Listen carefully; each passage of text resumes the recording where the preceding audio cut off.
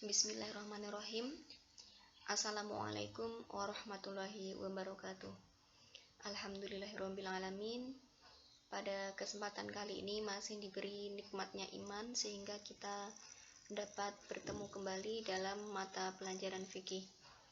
Kesempatan kali ini saya akan membahas tentang jinayat dan hikmahnya. Kompetensi dasar yang harus dicapai dalam materi ini yang pertama adalah menghayati ketentuan Islam tentang jinayat. Kemudian yang kedua adalah mengamalkan sikap adil, cinta damai, dan bertanggung jawab sebagai implementasi dari pengetahuan tentang jinayat. Yang ketiga, menganalisis ketentuan tentang jinayat dan hikmahnya. Kemudian yang terakhir adalah menyajikan hasil analisis tentang pelaksanaan ketentuan jinayat dan hikmahnya. Selanjutnya di sini ada gambar peta konsep tentang jinayat. Nah, di sini ada pembunuhan, kemudian ada kisos, diat, dan juga kafarat. Jadi bab jinayat ini terdiri dari 4 unsur ya, pembunuhan, kisos, diat, dan kafarat. Akan tetapi pada hari ini kita hanya akan membahas tentang pembunuhan, pengertian, macam-macamnya, dasar hukum, serta hikmahnya. Kemudian untuk kisos dan seterusnya akan kita bahas dalam pertemuan yang akan mendatang. Nah, lalu apakah yang dimaksud dengan jinayat itu? Jinayat adalah ilmu yang mengatur mengenai hal-hal yang dilarang oleh syariat atau aturan dalam hukum pidana Islam. Dalam kata lain, jinayat itu adalah peraturan hukum pidana Islam. Nah, selanjutnya sebelum kita membahas jinayat, di sini harus kita ketahui terlebih dahulu ada istilah jarimah yang berarti tindak kejahatan. Nah, jarimah itu tindak kejahatan dalam hukum Islam dibagi menjadi 2. Yang pertama adalah jinayat, yang kedua adalah hudud. Nah, jinayat itu sendiri membahas tentang pelaku tindak kejahatan pembunuhan beserta hukumnya yang meliputi kisos, diat, dan kafarat. Nah, sedangkan hudud membahas tentang pelaku tindak kejahatan selain pembunuhan seperti penganiayaan, zina, qadzaf, mencuri, dan merampok. Nah, pada bab ini kita akan membahas tentang jinayat saja. Untuk hudud ini adalah masuk materi bab 2. Selanjutnya, apa yang dimaksud dengan pembunuhan? Yaitu perbuatan manusia yang mengakibatkan hilangnya nyawa seseorang, baik dengan sengaja ataupun tidak sengaja, baik dengan alat yang mematikan ataupun dengan alat yang tidak mematikan. Jadi unsur pembunuhan itu yang pertama adalah hilangnya nyawa seseorang, kemudian yang kedua adalah niat, baik itu sengaja ataupun tidak sengaja, yang ketiga adalah penggunaan alatnya, baik itu alat yang mematikan ataupun yang tidak mematikan. Selanjutnya, macam-macam dari pembunuhan. Nah, pembunuhan itu terdiri dari 3 macam. Yang pertama adalah qatlul amdi atau pembunuhan sengaja, kemudian qatlu syibhil amdi atau pembunuhan seperti sengaja, yang ketiga adalah qatlul khoto atau pembunuhan tersalah. Masing-masing akan kita bahas selanjutnya. Yang pertama yang kita bahas adalah pembunuhan seperti sengaja atau qatlul amdi, yaitu pembunuhan yang telah direncanakan dengan menggunakan alat yang mematikan, baik yang melukai atau yang memberatkan. Dengan kata lain, pembunuhan sengaja adalah pembunuhan berencana, sedangkan orang yang membunuh itu adalah termasuk orang yang balik. Nah, ini masuk dalam pembunuhan berencana. Selanjutnya, yang kedua adalah pembunuhan seperti sengaja atau qatlu syibhil amdi, yaitu pembunuhan seperti sengaja yang dilakukan oleh seseorang tanpa adanya niat untuk membunuh dan menggunakan alat yang biasanya tidak mematikan, namun menyebabkan hilangnya nyawa seseorang. Jadi yang perlu digarisbawahi untuk pembunuhan seperti sengaja, yang pertama dia tidak ada niat untuk membunuh, akan tapi dia melakukan suatu hal. Nah, akan tapi hal tersebut tidak ada niat untuk membunuh. Dan yang kedua, dalam melakukan hal tersebut dia menggunakan alat yang tidak mematikan. Contohnya, ada seseorang yang bercanda berkelahi memukul menggunakan bantal, dan ternyata pukulannya itu menggunakan bantal mengakibatkan kematian seseorang. Pada umumnya dalam keadaan seperti ini tidak akan menyebabkan kematian, akan tetapi dalam kasus ini dikategorikan pembunuhan seperti sengaja. Selanjutnya, pembunuhan tersalah atau qatlul khata', yaitu pembunuhan yang terjadi karena salah satu dari 3 kemungkinan. Yang pertama, tidak adanya maksud melakukan kejahatan tetapi mengakibatkan kematian. Yang kedua adalah perbuatan itu mempunyai niat membunuh, akan tetapi salah objek atau salah sasaran. Yang ketiga, perbuatan itu tidak bermaksud jahat, tetapi akibat kelalaiannya dapat menyebabkan kematian seseorang. Contoh dari pembunuhan tersalah, misalnya seseorang berburu hewan buruan di hutan, kemudian tembakannya ternyata salah sasaran, mengenai seseorang, dan mengakibatkan kematian. Ini namanya adalah pembunuhan tersalah. Atau misalnya seperti seorang ayah kemudian tidur bersama bayinya bersebelahan, tanpa tersadar si ayah menindih bayinya yang sedang tertidur juga sehingga mengakibatkan kematian. Ini namanya adalah pembunuhan tersalah. Selanjutnya, dasar hukum larangan membunuh dicantumkan dalam Quran surat Al-Isra ayat 17. Maksud saya Quran surat Al-Isra ayat 33. Nah, yang berbunyi, A'udzubillahi minasyaitonir rajim. Bismillahirrahmanirrahim. Wala taqtulun nafsallati harramallahu illa bilhaqq.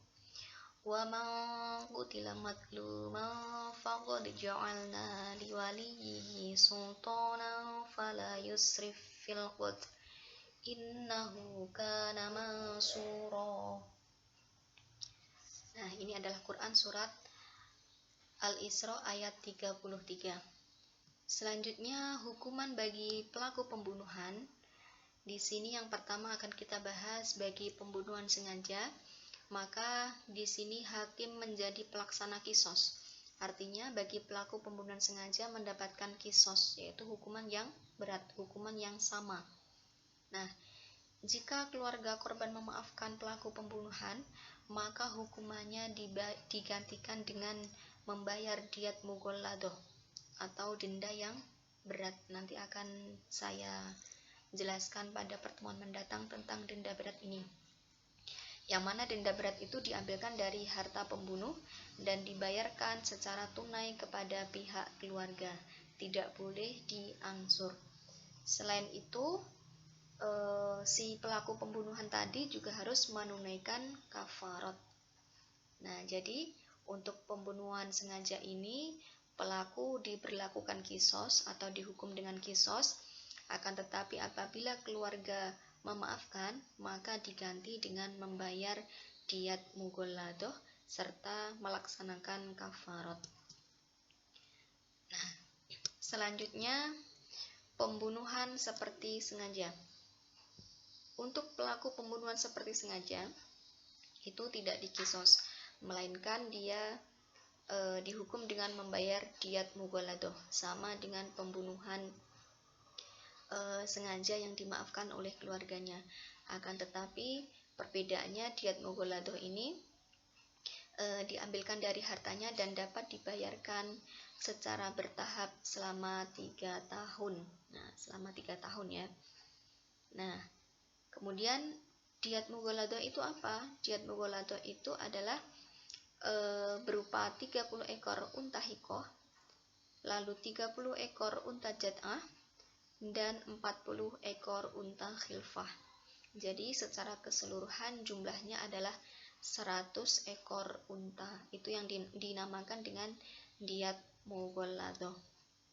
Nah, Selanjutnya yang terakhir adalah pembunuhan tersalah atau pembunuhan atau qatlul khata' ya. Qatlul khata'. Nah, jadi bagi pelaku pembunuhan tersalah, dia diwajibkan membayar diyat mukhaffafah. Kalau pengertian diyat mughaladah tadi adalah denda berat, diyat mukhaffafah ini adalah denda ringan yang diambilkan dari harta keluarga pembunuh dan dapat diangsur selama 3 tahun. Nah, perbedaannya untuk diyat mukhaffafah ini terdiri dari 20 ekor unta berumur 4 tahun, 20 ekor unta berumur 5 tahun, 20 ekor unta betina berumur 1 tahun, 20 ekor unta betina berumur 2 tahun, dan yang terakhir 20 ekor unta jantan berumur 2 tahun. Jadi sama ya, ini jumlahnya 100 ekor unta, bedanya adalah dari segi umur dan jumlahnya secara rinci. Nah, bagaimana kalau seandainya terjadi pembunuhan secara berkelompok? Nah, ini disebut dengan qatlul jama'ah 'alal wahid. Nah, apabila sekelompok orang secara bersamaan membunuh seseorang, maka mereka harus dihukum qisas. Nah, jadi sama ya, mereka juga dikenakan qisas. Nah, selanjutnya, apakah hikmah dari larangan membunuh? Hikmahnya adalah untuk menjaga kehormatan dan jiwa manusia, supaya manusia tidak dengan semena-mena menghilangkan nyawa orang lain. Jadi nyawa itu sangatlah berharga. Jadi oleh karenanya larangan membunuh itu tercantum dalam Al-Quran. Selanjutnya yang perlu kita pelajari adalah penganiayaan. Nah, dalam Kamus Al-Munjid, kata penganiayaan atau pelukaan itu disebutkan dengan kata jaroh yang berarti menyakiti sebagian anggota badan manusia. Nah, oleh karena itu yang dimaksud dengan penganiayaan di sini adalah perbuatan pidana atau tindak kejahatan yang berupa melukai, merusak, atau menghilangkan fungsi anggota tubuh. Nah, hal ini dinamakan dengan penganiayaan, tidak sampai menghilangkan nyawa seseorang. Nah, selanjutnya, macam-macam penganiayaan itu ada 2 macam. Yang pertama adalah penganiayaan berat, yaitu perbuatan melukai seseorang yang mengakibatkan hilangnya fungsi anggota tubuh seseorang. Misalnya, melukai tangan hingga patah, sehingga tidak bisa memfungsikan tangannya sebagaimana mestinya, atau melukai seseorang sampai matanya buta sehingga tidak bisa melihat sebagaimana biasanya. Ini disebut dengan penganiayaan berat. Selanjutnya adalah penganiayaan ringan, yaitu perbuatan melukai anggota badan yang tidak sampai merusak atau menghilangkan fungsinya. Nah, jadi berbeda dengan penganiayaan berat yang mana sampai kehilangan fungsinya. Selanjutnya, unsur jarimah dari penganiayaan. Ini ada 3 unsur yang harus terpenuhi sehingga bisa dikatakan dengan jarimah atau tindak pidana penganiayaan. Yang pertama, perbuatan itu menimbulkan rasa sakit atau luka pada badan orang lain. Kemudian yang kedua, tidak dengan maksud patut atau dengan kata lain melewati batas yang diizinkan. Kemudian yang terakhir adalah perbuatan diiringi dengan niat menyakiti orang lain. Jadi dari ketiga hal ini apabila terkumpul maka memenuhi unsur jarimah penganiayaan, tindak pidana penganiayaan atau pelukaan. Selanjutnya, dasar hukum larangan penganiayaan itu tercantum dalam Quran surat Al-Maidah ayat 45 yang berbunyi, A'udzu billahi minasyaitonir rajim. Bismillahirrahmanirrahim.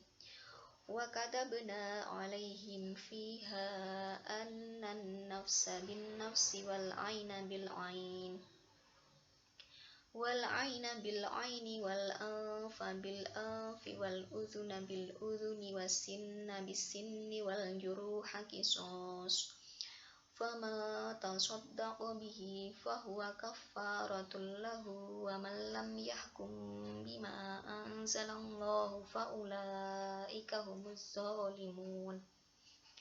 Yang berarti kami telah menetapkan bagi mereka di dalamnya, yaitu kitab Taurat, bahwa nyawa dibalas dengan nyawa, mata dibalas dengan mata, hidung dengan hidung, telinga dengan telinga, gigi dengan gigi, dan luka-luka pun ada kisosnya atau balasan yang sama.